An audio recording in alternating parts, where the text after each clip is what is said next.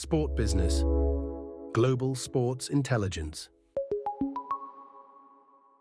Hello and welcome once again to the Sport Business Podcast, getting you up to speed with the stories powering the global sports industry across media rights, sponsorship, events, sport tech, and more.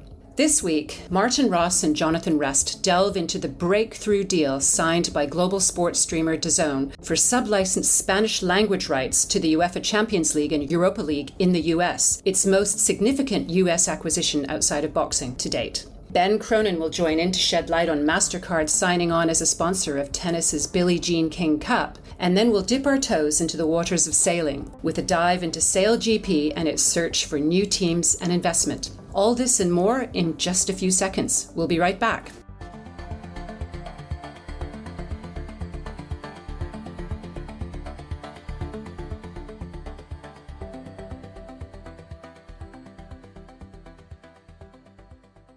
Welcome back to the Sport Business Podcast. I'm Catherine Davies, and for part one of the podcast, I'm here with Martin Ross, our global news editor, and John Rest, global news reporter. Good day to you both. Hi, Catherine.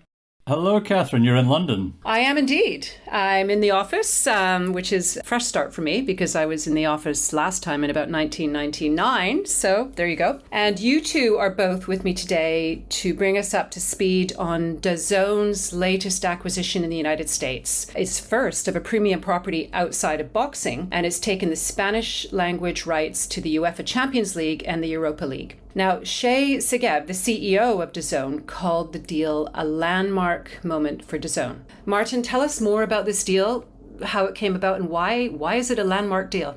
Yeah, Catherine, it was an interesting one coming right in the middle of the Club World Cup, which is interesting in itself as a kind of PR moment for them, just to use that showcase. I mean, yeah, clearly they've got lots of premium rights around the world, or have done some global channels deals, or, Live Golf itself is even premium that they have done, in most global markets. But talking specifically about the US, since boxing, this feels like it is the most significant thing they've done there. And it maybe gives us a hint as to where they're going. In terms of the detail, first of all, it's a agreement that they already had with Televisa Univision around the Club World Cup. So they sub-licensed to them a package of matches to show. But within that, they teed it up by saying that they were also partnering on rights distribution, including DAZN's sub-licensing of key sports content for 2025 and beyond.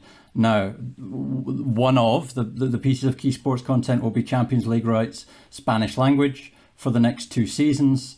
DAZN will be able to exclusively broadcast 38 Champions League matches per season, a similar amount from the Europa League, and then the two DAZN and the Televisa Univision channels will co-broadcast, believe it's 7 matches per tournament, quarters, the semis, and the final, as you can imagine, to meet the exposure requirements. So, it's the first, as I said, since 2018. We'll maybe talk about boxing later, but at that time, there was a push into the States led by boxing. John Skipper, a huge name in the US, ESPN president, came on board as exec chairman. No longer at DAZN anymore for quite a while now. There was a content deal with MLB done 2018. There was a Bellator deal, but it was all very much fight sports focused. And this is perhaps a move on the back of the Fubo deal as well, which was a kind of distribution deal done recently in the States. It really is a bit of a strategy shift for DAZN in the States, and maybe we could start to talk about it being one of their premium and core markets.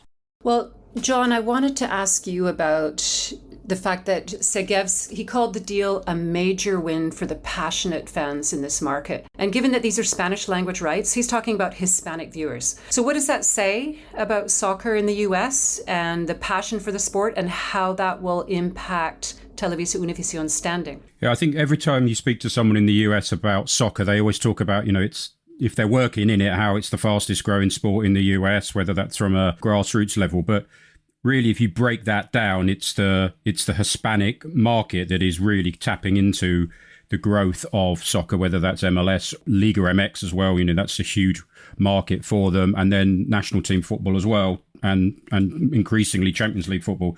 The Hispanic market is one of the fastest growing consumers of football content in the US, if not the biggest. And now DAZN are really tapping into that opportunity. And I think that's what Mr. Segev is getting at there, that's why this is such a huge deal, because DAZN obviously see an opportunity to really tap into a young football-driven streaming audience with high-class content, and that's certainly what the Champions League brings them. As Martin said, it'd be really interesting once this Champions League deals tie up, which is 2026-27, where they go from there. Do they see this as an opportunity to kind of double down, if you like?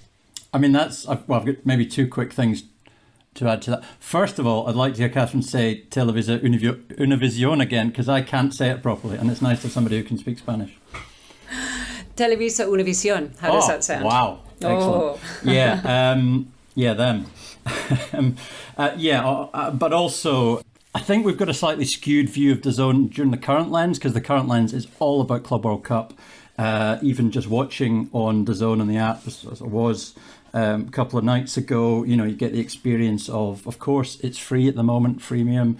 There's lots of ads. They're kind of running like sort of linear style TV ads. The betting has become a big thing again, which used to, they're massively offering free bets for it. And it's all about, data capture and eyeballs and getting as many people into the machine as they can. That's what this window is all about, and part of what DAZN is about going forward. But this deal is important because it shows us a hint of where they're going in the States, but is also a reminder of the bedrock of the business, which is premium rights and their core markets, which is DACH, is Belgium, Portugal, Spain, Italy, Japan, Canada.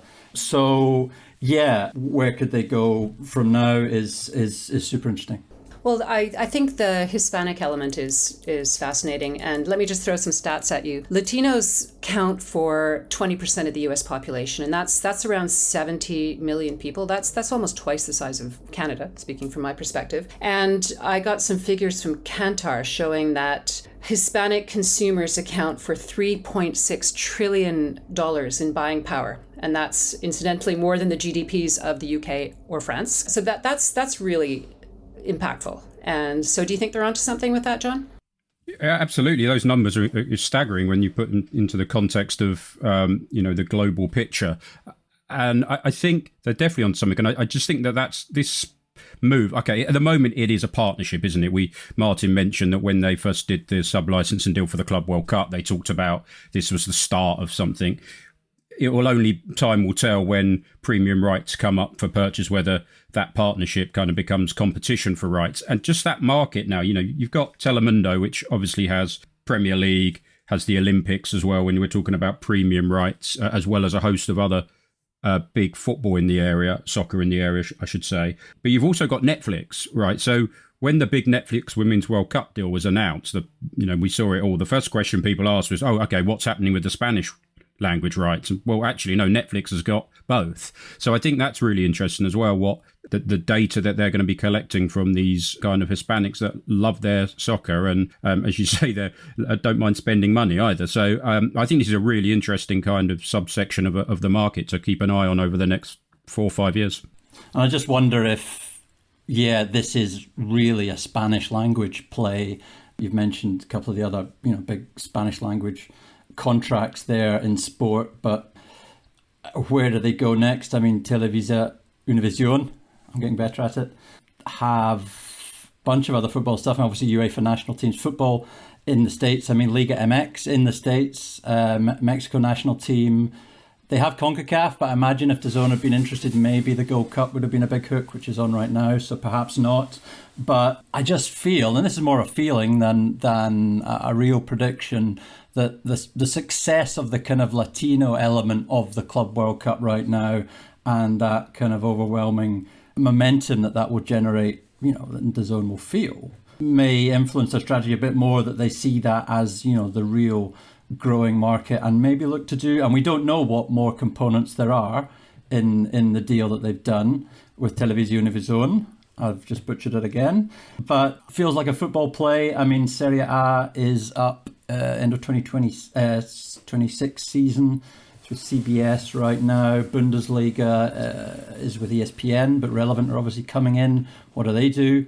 La Liga is locked up till 2029 with ESPN, and Premier League locked up with with NBC to 2028. So, yeah, I mean, we are slightly making educated guesses about where they go, but you can see potential market that they've maybe been eyeing up.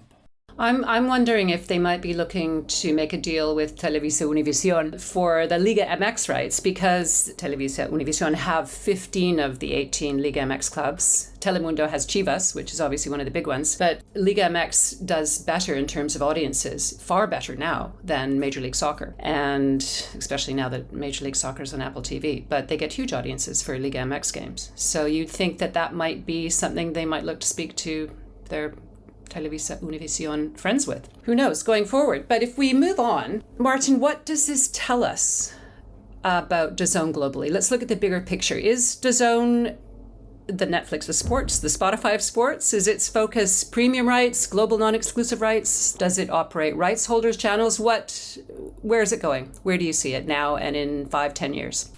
Yeah, it's so much more complicated, I suppose, than it was when it, used to be a low price point, but yet premium rights proposition in many core markets, topped up with a bit of advertising, and then they sort of started to add, merchandising and betting and stuff to try and make the numbers work. I'm not sure what iteration of DAZN we're on now, 4.0, 5.0. Callum, formerly of this parish, did a very good collection of pieces on the first 3 iterations of DAZN, I think we published last year. We are in pre-IPO DAZN. We're in Saudi investment DAZN, Foxtel DAZN. So a global footprint, a huge data capture, a huge number of freemium subs that they're looking to sign up. On the back of that, the advertising side of the business, I'm sure, will be improving. As I said earlier, that clearly betting has become sort of front of the shop again. It's all, to me, lined up before an IPO to get the numbers into a very good position. Customer numbers, I really mean. We can maybe talk a little bit about the finances as well. At the beginning of the year, we started to get noises about where they were going, whereas in previous years, when the results would come out, the financial results, backdated financial results, we would always be told about, the route to profitability. There was a shift this time at the beginning of this year when the 2023 results came out, and it suddenly became the $200 billion Spotify of sports was a term which appeared. An appetite from Len Blavatnik of Access Industries to invest more in DAZN and pump more money in. He invested another $827 million in 2023 and 2024.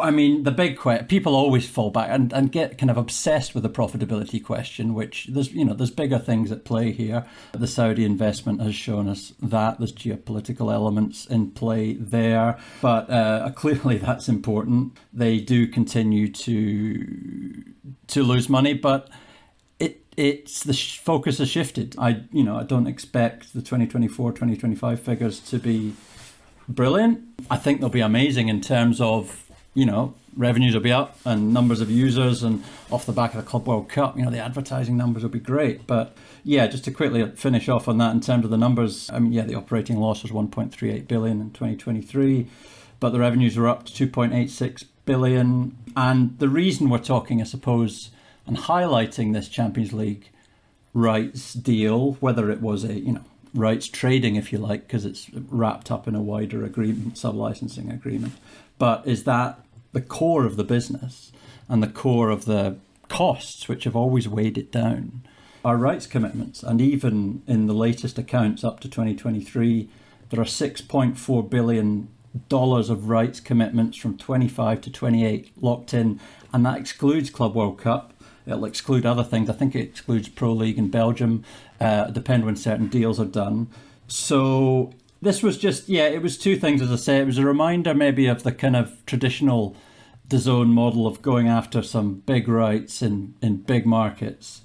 But, so it was 2 things. It was, going after rights in big markets and an opportunity in the States as it is, but then also, a reminder of what the core business is and what DAZN has been at its core.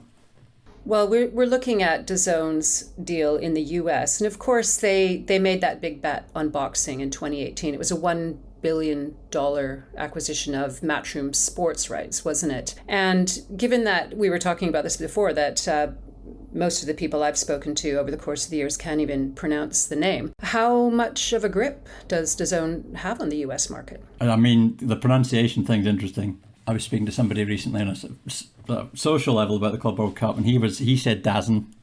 There's a lovely video that DAZN put out 2019 when Anthony Joshua and other boxers were trying to learn how to say it, and then all of a sudden Katie Taylor just absolutely nails it. I remember when DAZN first emerged, 2015, or when they started to talk about it, everybody was talking about the names. Have you heard the name? And I can't believe it. And somebody thought it was called Jason, and I just thought, I don't feel that it's probably got there yet in the States. But James, I mean, the audiences that will be getting Club World Cup, it will be doing great things for name recognition, I'm sure. Where are they in the States? I mean, yeah, the Matchroom deal was frightfully complicated. It wasn't a straight out rights acquisition. It was a JV that they set up to create Matchroom Boxing USA. The $1 billion wasn't that's not a rights fee.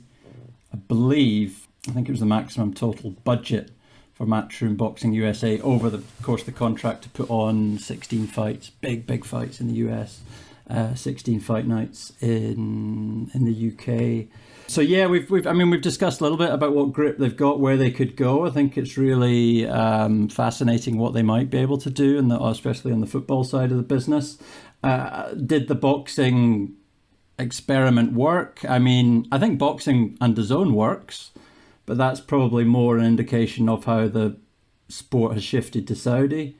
Global level, I think, DAZN's doing some smart deals, and clearly there's the investment deal, which I'm sure will be wrapped up in discussions as well around that. But even before that, they had secured rights for a lot of the big fights, Riyadh season. So yeah, they did scale back the boxing investment in the States after COVID. I mean, a lot of it was really kind of aggressive, going after a lot of talent, and then also radicalizing the whole pay-per-view boxing model, if you can believe it. They came out, I think, at $9.99 per month in the States. There was still some pay-per-view, but to show top boxing, then it was up to $19.99 a year later, and then Eddie Hearn kind of waded in 5 or 6 years ago and said, this needs to be at least $50 a month.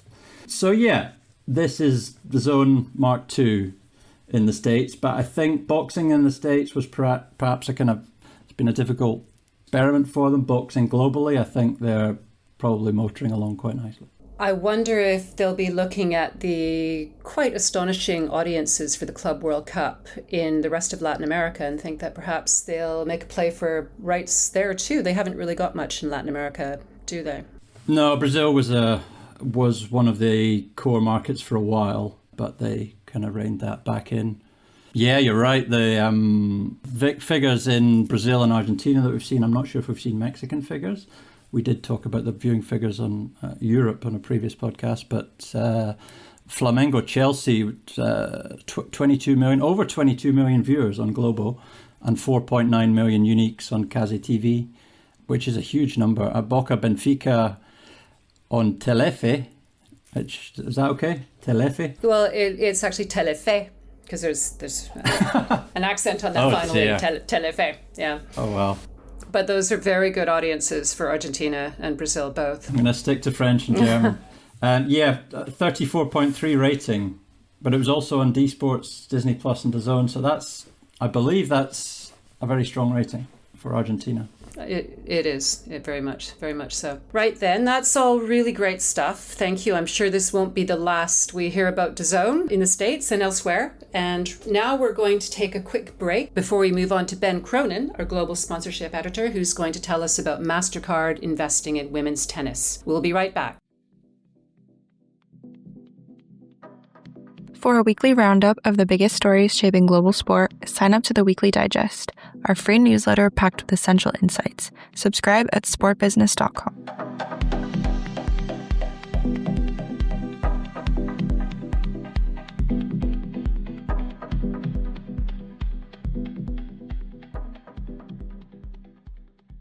Welcome back to the Sport Business Podcast. Here in part 2, I'm bringing in Ben Cronin, our global sponsorship editor. Welcome back, Ben. Hi, Catherine. You broke the story yesterday that MasterCard was announced as a sponsor of the Billie Jean King Cup, the premier international team competition in women's tennis. Ben, can you set the scene here? How did this deal come about and why is it significant? That's right, yeah. So MasterCard has sponsored the Billie Jean King Cup for a maximum of 3 years, as I understand it. As part of that, it's going to become the first sponsor of the Billie Jean King Cup rankings, which is a new asset. They've also created a new digital asset where fans can vote on the team of the year. And by team of the year, I mean, the best women's team competing in the competition. The deal's got the usual courtside branding that you'd expect from a sponsorship agreement. And that will be for the qualifiers, playoffs and finals of the competition. I always tend to think that anything that MasterCard does has got to be seen in the context of what Visa is doing in sport and women's sport in particular. I don't think there was necessarily a situation where the rights holder was stoking up competitive tension with Visa in this case. In fact, my understanding is that the in-house commercial team at Billie Jean King Cup Limited, which is the new entity which is commercialising the competition, didn't run an RFP on this occasion, and this deal is more likely to have emerged out of personal relationships between the team there and MasterCard. Looking from the outside, I'd say you wouldn't have to be a rocket scientist to think that Kirsten Lutz would have been instrumental in this deal. She used to be at team marketing, recently joined Billie Jean King Cup Limited rather as chief executive. She obviously knows MasterCard from her time working on the UEFA Champions League and UEFA club competitions. MasterCard is already very active in women's sport, got a deal with Arsenal Women, got a deal with Olympique Lyonnais and their women's team. So this makes sense for them. It sort of further cements their position in women's sport. And then, of course, their rival, Visa, has also got brand equity through the FIFA World Cup and also UEFA Women's Football. They're a UEFA Women's Football partner, which is the top tier in that category. So this can probably be seen as a counterpoint to that. I've also been hearing that Visa now is focusing a lot of its energy on F1, so it remains to be seen if they're going to renew that UEFA Women's Football partner deal. So all eyes will be on that. I think that's, something's expected soon about who's going to get that category. Are Visa going to hold on to it? Is someone like MasterCard or even Revolut, which is the new brand that everybody's talking about after the Audi deal, are they going to snatch it instead? Well, I think a key part of this deal being announced is the fact that the Billie Jean King Cup finals this September, are going to be hosted in Shenzhen in China. And I think you know that was quite important in getting this deal across the line, wasn't it? That's right, yeah. So MasterCard began processing payments in China around the middle of last year. And so that meant, they'd be processing payments for Chinese banks they're using, that have got the MasterCard logo on their cards. That was after they signed a strategic partnership with a local company to start operating officially over there. And, the way they normally do these deals is they offer pass-through rights to the banks and the merchants that they work with. And that will be about offering experiences to fans, consumers in China. They're well known for their priceless campaign, which is all about, fear of missing out, using the experiential rights that you get in sport to reward customers. And I wouldn't expect this deal to be any different. Well, we're seeing a lot of momentum with the Billie Jean King Cup at the moment, and some deals, like the global partnership with ELF Beauty, is one that really struck me. ELF stands for, as you probably know, eyes, lips, face. I like seeing these so-called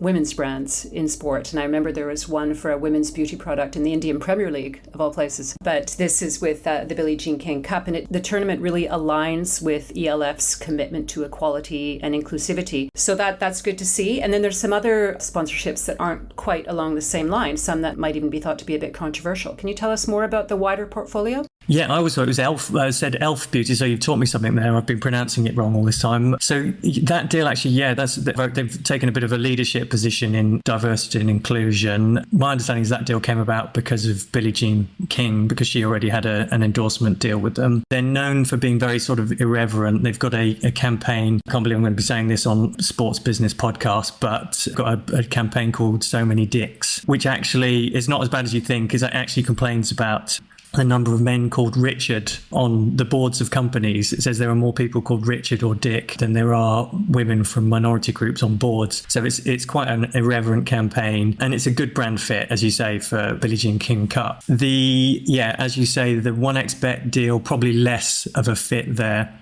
There's a lot of discussion about whether betting brands should be partnering with women's sport because of the types of messages it's trying to put out. I think the rationale where Billie Jean King Cup Limited is concerned is that, you can't be championing these causes if you're not generating the revenues to put on a good product and a good competition and have the production values and everything else that goes with a sort of top tier property. So that one arguably less of a good brand fit. They've also done a deal with Microsoft, which is, as I understand it, about VIK. I think they're providing some of their technology services. And now MasterCard, a good brand that, blue chip brand that everybody would like to have associated with their sports. So there's a sense of commercial momentum there as far as the tournament is concerned. Well, Ben, looking at the ELF Beauty sponsorship again, the Billie Jean King Cup is a premier women's event, and this is a beauty product for women. And we don't at the moment know how impactful this is in terms of our women buying the product because they see it on the broadcast. But it's not just women who watch the Billie Jean King Cup or indeed other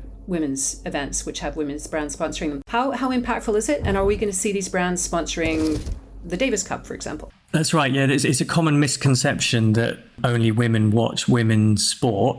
And also, the case in women's football, it's known for a fact that men follow the sport as well. Women's brands, women-focused brands like ELF, Eau Maquillage with Arsenal. There's also one in F1, Charlotte Tilbury and F1 Academy. They're certainly increasingly partnering with women's properties. I haven't seen any stats about the return on investment from that, but there's a good story in terms of, how people look after themselves and, that sort of transition between playing sport, which is inherently sweaty, and you need to shower and look after yourself and look better afterwards. There's a good link and a good storytelling opportunity there for those brands. F1 Academy is a bit of an is a different story because obviously they're wearing a helmet, so there's no opportunities to show themselves wearing makeup. But again, there's that sort of storytelling moment when they remove their helmet and go to the after race party or something like that. So yeah, it is an increasing trend. We are aware of it, and we're also aware of beauty brands that are sponsoring, in inverted commas, men's sports properties like LMS doing the deal with Aston Martin. L'Oreal have got an endorsement deal with Carlos Sainz, mainly because he's got lovely hair and they want to associate themselves with a good-looking sports star. But there's definitely a shift towards more of these beauty and cosmetics brands getting into sport. Well, it certainly makes sense in some sports, like in Formula One in the US, where apparently close to half of all viewers are women. They were turned on to it by the Netflix series and presumably now the Formula One movie, which I've got on my schedule to watch. That's right, yeah. And a lot of those teams are claiming, to over-index on women's fans. They're using that in their sort of sales proposition to sponsors. Great. Well, Ben, I'm sure we'll see a lot more of this in the future, and we'll have you back on to speak about it. But thank you for your time, and we're going to take a short break. We'll be back with part 3 and our deep dive into SailGP in just a minute. Enjoying the conversation? Follow the Sport Business Podcast and turn on notifications so you never miss an episode. And if you're finding it valuable, leave us a rating and a review to help others discover the show.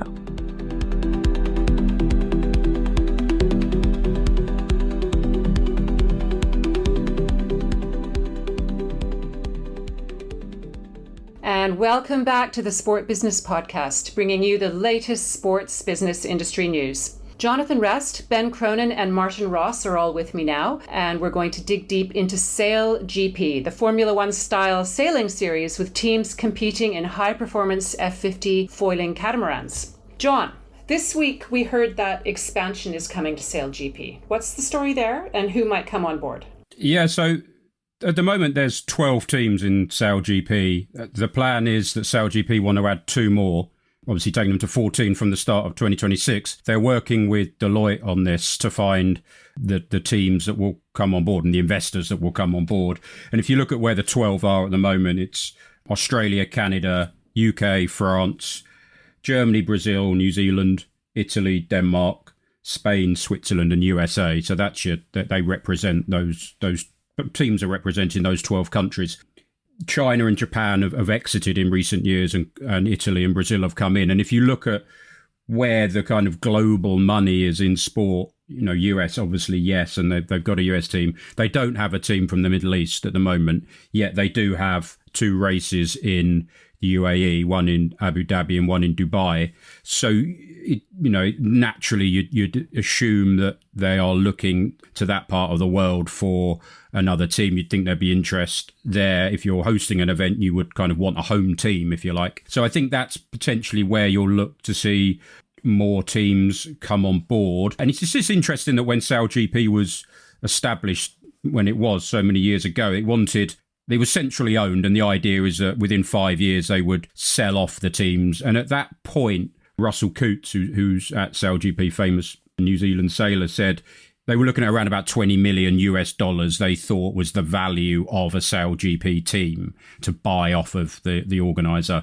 That's now around $45 to $50 million a team is going for. So you can see in a short space of time how popular this has become. Hence why they now see the right time to expand, because they think the level of interest is there on this global event to bring in more money. Well, a sailing franchise appears to be the must-have asset of 2025. John, why are celebrities, including a well-known Canadian investor, and I'm not talking about Greg Bailey, the biotech engineer, why are they coming on board? Yeah, we've had real heightened exposure in recent months. You've had the Red Bull Italy team that was acquired by a consortium that includes Anne Hathaway, Hollywood actress. That team is around about $45 million valuation of that deal. Kylian Mbappe came on board with a French team not that long ago, and actually most recently Ares Management, a US private equity firm, have kind of doubled down on an investment in that team. And then we've had just recently Hugh Jackman and Ryan Reynolds in the Australian team. So that's, big names, and not all of them are hands-on owners, of course not, but what they do bring is high profile and exposure to SailGP.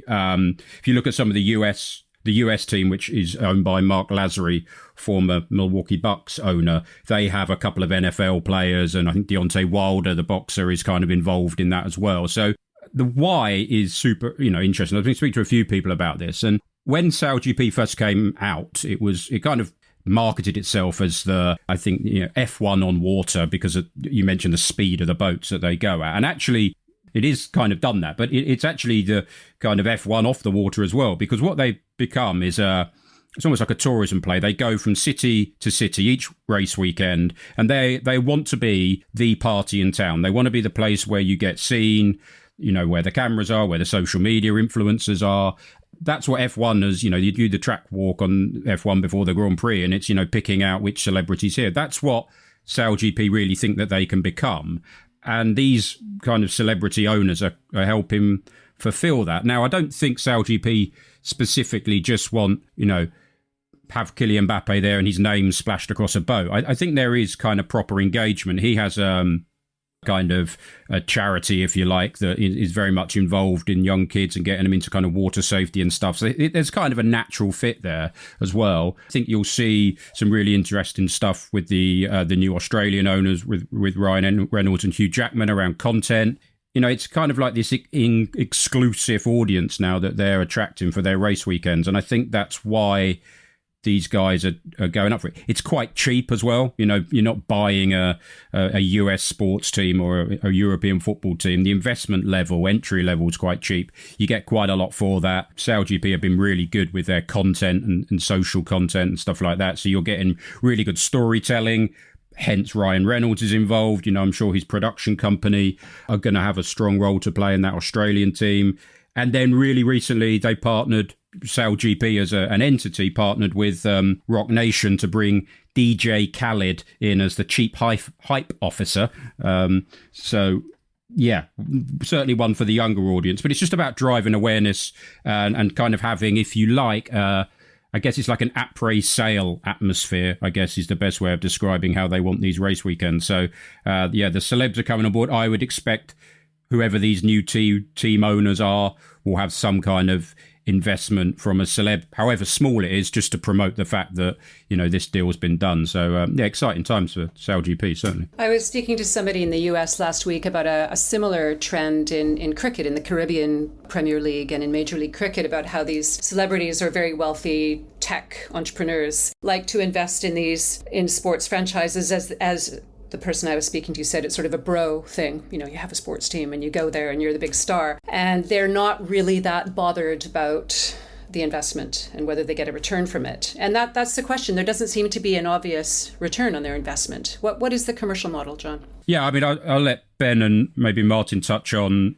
the kind of what we would describe as the key commercial, pillars of any sport. But it's slightly flipped in sailing. It's an event business, really. They make the bulk of their revenue and their money from hosting fees. So where you look at, UAE are paying a pretty premium to host. This season is the first and the last race of the season. So it's almost like comes full circle. Next year, I think they put out their calendar today's Thursday, and I think that's going to slightly change. So the UAE will have like a double header at the end of the season. Australia opening the season up with that leg. As I understand it, they do race in the US, but they don't actually get a race fee from the US. It's very difficult to do that. You do that because it's the US and you want to be there. But yeah, they are really an event business. There is obviously sponsorship deals, and that is growing, and media is slightly smaller, but perhaps Ben can and Martin may want to come in on that. Ben, you wrote an exclusive late last year about SailGP netting Emirates and DP World as global sponsors. So there is money coming in from these big brands, isn't there?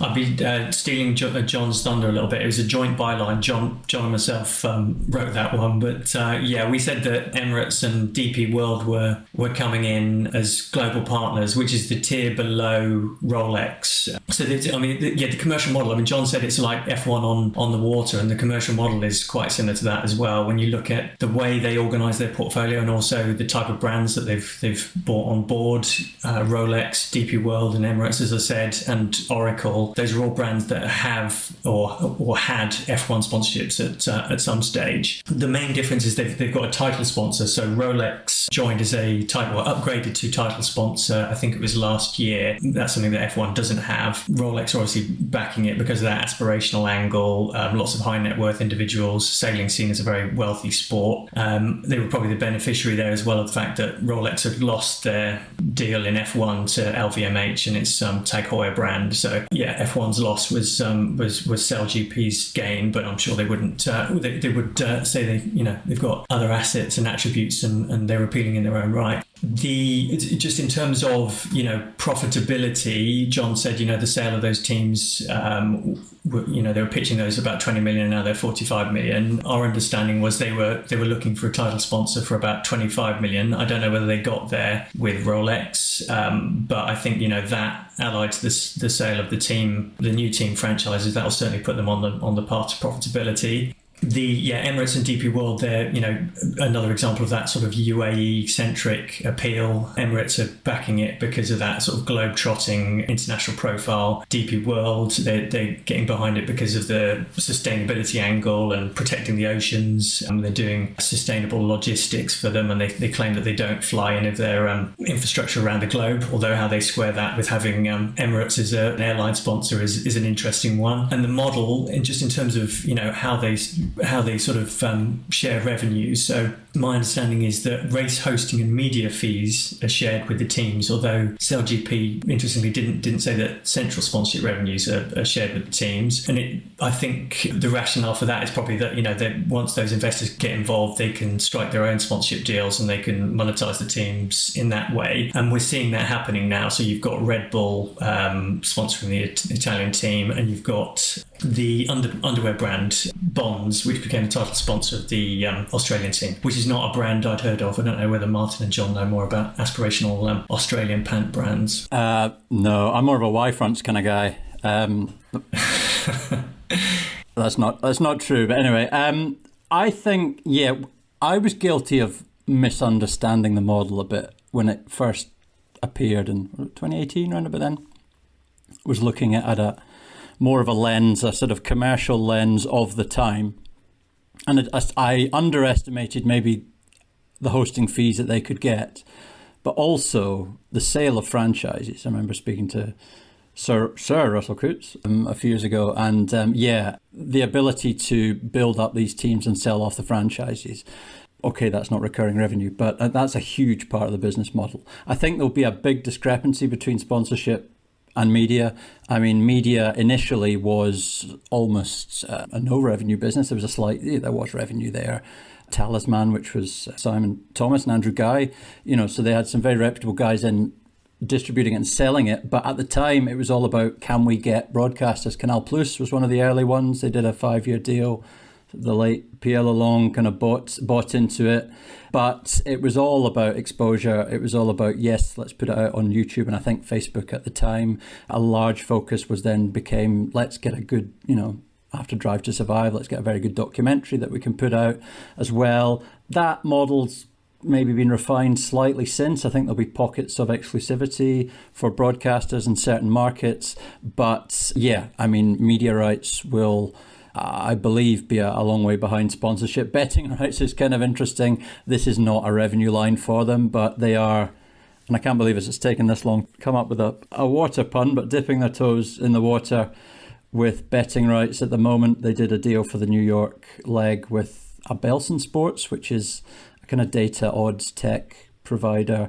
They're looking to do a deal probably next year with one of the bigger aggregators, whether that's Genius, that's Reform, Front. But yeah, that's just an experiment at the moment. And to be honest, if you're betting on SailGP, then yeah, you're clearly a keen gambler. It just made me think of somebody. The betting was only in the States initially, but made me think of somebody going into a bookmaker's up here in Glasgow and asking for £10 each way on the Bonds Flying Ruse in the Saint-Tropez race. If you did that, you'd get a very strange reaction. But yeah, media, a key part of the pie. And I think, as John mentioned, actually, piggybacking off the back of celebrities and getting their channels is becoming a key component. And I think looking back now 5, 6, 7 years, the strategy kind of makes sense now. We've kind of looked and seen how it's all rolled out. Initially, as I said, I looked at it with a more old-fashioned lens of rights and how do they make this work. But I can see how it all knits together. Well, you mentioned the celebrity element, which is clearly a key part of it, but sailing has become very watchable on TV recently. I wouldn't have watched it 10 years ago. I would never watch sailing, but my Kiwi partner introduced me to the America's Cup on TV, and it's so well done with graphics and all the onboard cameras and the mics, and they showcase the cities, which look beautiful. And I think sailing is actually quite compelling on TV. It shouldn't be as niche as perhaps some people think it is.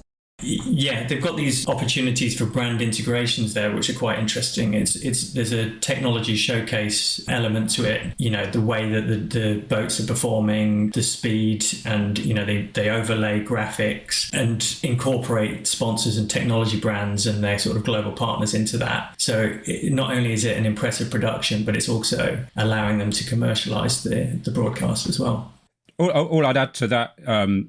From a broadcast perspective, Catherine, they're also one of the first to kind of do a race live on TikTok. So filming it live on TikTok. So they, having the camera right size camera dedicated on the boat.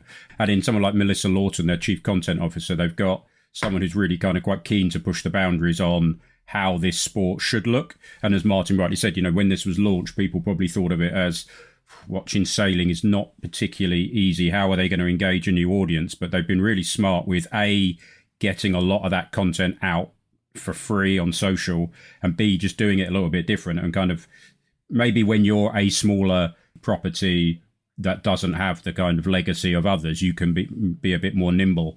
And I think they've certainly done that. And yeah, some of their kind of live graphics are really, really interesting how it's been done. And you mentioned the mic thing. I remember watching it. It was about maybe 3 years ago now when it was a bit more raw. I suspect they've tidied this up since, but I loved the fact that they had a live mic on Ben Ainsley when he got a dreadful or a disputed decision by one of the referees, and he was dropping F-bombs left, right and centre, and it was wonderful television.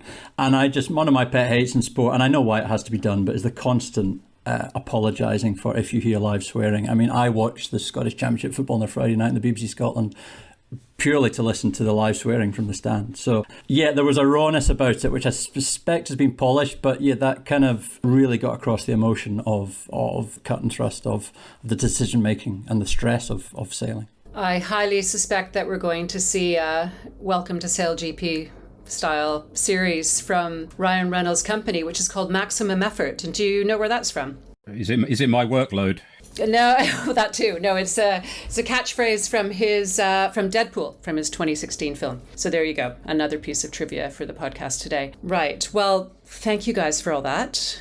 We'll wrap up the main part of the podcast here. And after a short break, we'll reveal what we're looking at for the week ahead. We'll be back shortly.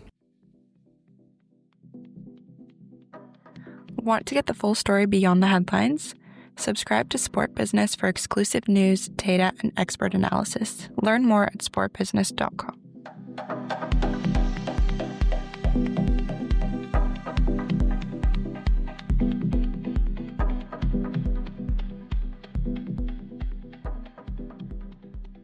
We're moving into the final part of today's Sport Business Podcast, and I've got Martin, John, and Ben back in the studio with some hot tips and insights for the week ahead. John, Wimbledon is coming up, and you've got some news on that, don't you? Yeah, my look ahead is Wimbledon. Not going to be a tabloid newspaper and try and work out how many strawberries and cream are going to be eaten, but actually almost looking ahead a couple of weeks to the final, if you like, because last October, the All England Lawn Tennis and Croquet Club, I have to throw that in, kind of announced a couple of tweaks for the 2025 tournament. And from a kind of media point of view, the most interesting one was actually pushing back the men's and women's finals. So they would traditionally come out on court around about 2 p.m.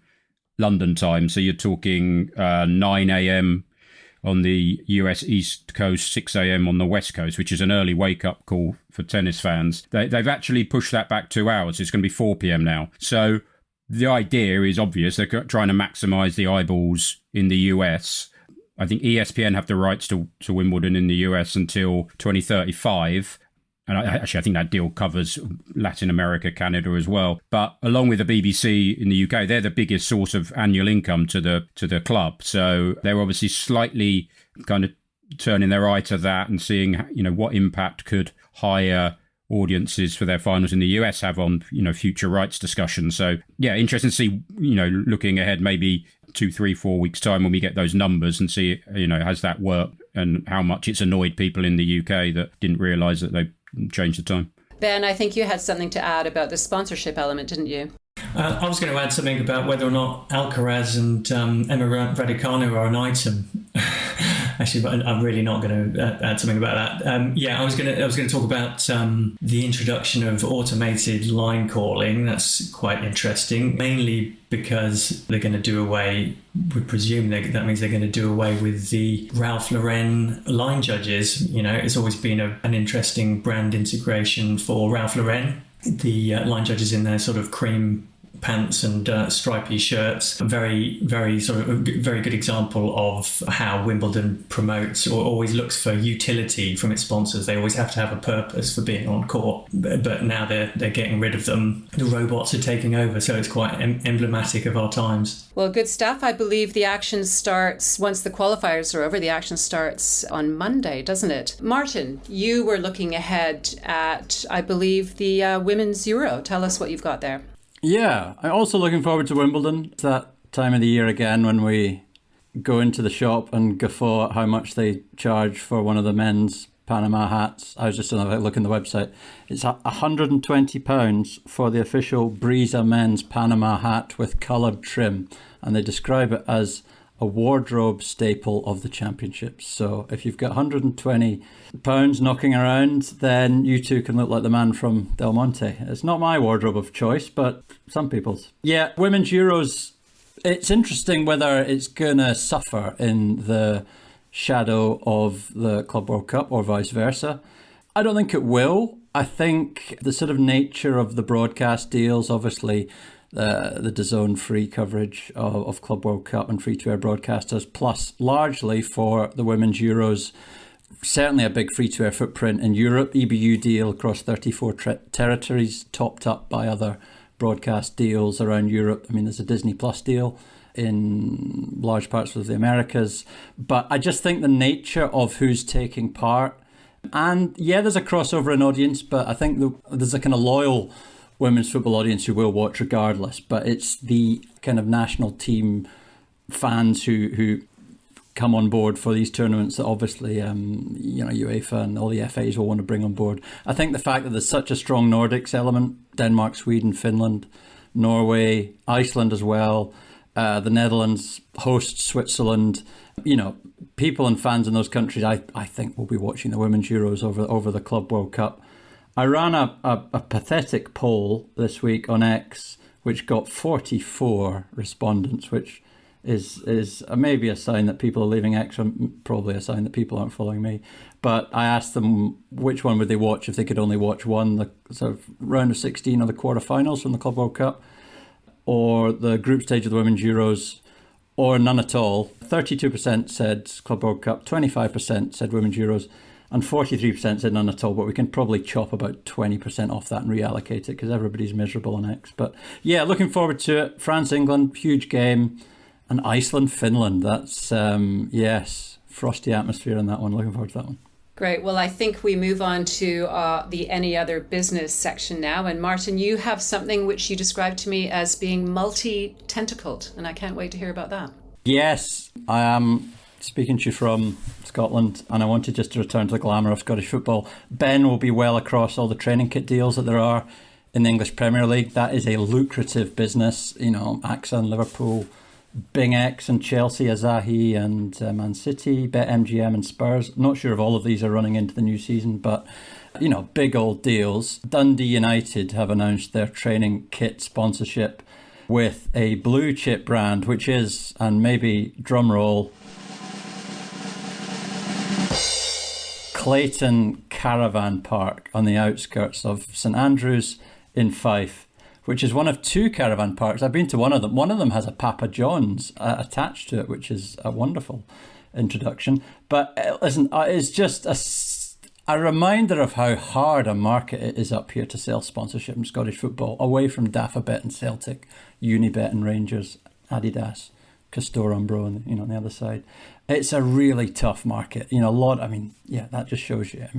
A lot of the deals some of them are just contra deals. I have the honour of owning a signed Stenhouse Muir shirt, which has a shirt sponsorship with Gulnar, Gulnar, which I looked at it and I wondered, is it an Azeri oil giant pumping millions into the game? Gulnar is the Indian restaurant in Stenhouse Muir, and it's a contra deal. The players just go and have a curry every week. That's where we're at the sort of bottom end. Livingston renewed their naming rights deal just in this last week with Set Fair, which is a taxi company. They were the Tony Macaroni Arena a few years ago. So yeah, but listen, credit where credit's due. There's been good news in Scottish football this week that I talked about it on one of the early editions of the podcast. It was the Fubo TV Leyton Orient one. At the end of that, we talked about how the relegation games just weren't being broadcast in Scotland because of the nature of the Sky deal, and that once they maxed out their number, they didn't have to show these games if they didn't want to. Premier Sports has come on board. They weren't allowed to show pre-split games before, so now we're going to get at least 2 matches of relegation games before the relegation playoff. So should you want to enjoy, there's going to be El Plastico, which is going to be the derby next season, because Livingston and Falkirk and Cornock but all play on plastic pitches. So if you want to watch the action from the Set Fair Arena in a 6-pointer, you can now, because Premier Sports have come on board. So a mixed week for Scottish football. Any other business from either of you, Ben or John? No, I can't match that. Well, with that glorious conclusion from Martin, I think it's time to wrap up the podcast for this week. As always, we've addressed a lot in this past hour. Martin, John, Ben, thank you for your time. Great insights and anecdotes, as always. To our listeners, let us know if you've enjoyed the show. You can share your thoughts on this episode and give us your feedback in a review on the Apple Podcast and Spotify platforms. And you can also like, repost, and comment on our weekly LinkedIn posts promoting the podcasts. And if you want to know more about today's stories or any of our other reports and analyses, and especially if you're looking for the world's largest collection of accurate rights fees across media and sponsorship, you can take a look at our subscription options on the website or get in touch with us via email at info@sportbusiness.com. Again, that's info@sportbusiness.com. If you enter the code SBPodcast30 at the checkout, and that's SB Podcast 30, you'll get a 30% discount on annual and monthly Sport Business subscriptions. Thank you all for tuning in, for reading, for subscribing. I'm Catherine Davies, and we'll be back again next week with the Sport Business Podcast.